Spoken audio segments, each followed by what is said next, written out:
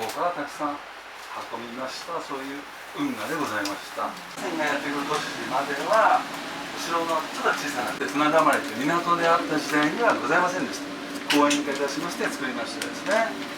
そしてこの辺りはいろいろ建物もできまして、後ろ振り返っていただきますとそうなんです、岩薬を模した形で丸くですね、黒フレームっていうタイトルがついてございます。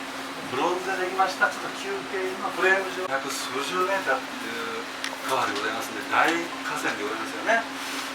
ここにお城がございますから、お城のすぐ北側、今はたった10、そしてですね、これ正面から入ってきますので、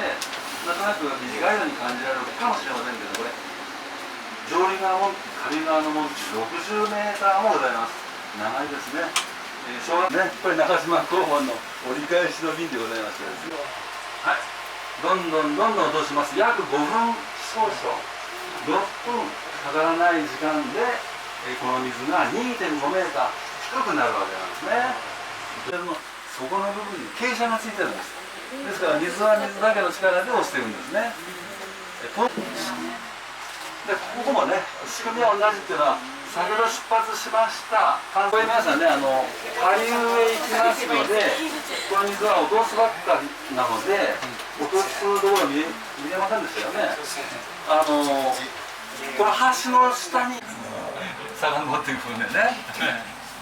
という仕組みになっています。で、特にご覧いただきたいのはこのリベット打ちした後半のところですかね、広くてね。これなぜかと言いますと、この下流部分っていうのは隣に来まして、下関で瀬戸内海、そして最終前田馬場家さんのね、奥の方に分けましてね、200円コースから600円コース、好きなものを取り出して、自分で注ぎ込んで、自分で線をつけて、セルフで出すというね。ですから、このマスじゃなくて、利き酒の小さい、ご覧くださいね、これ、剣だけですよ、先ほどの。真正面見えてまいりましたよ。この季節ですから、くっきりはなかなか見えません。冬場ですとね、すごいんです。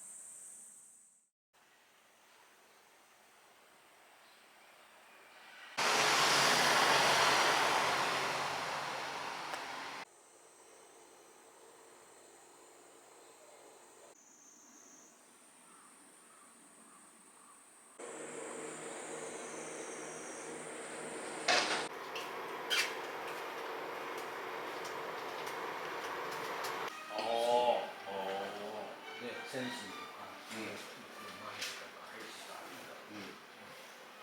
先進とか、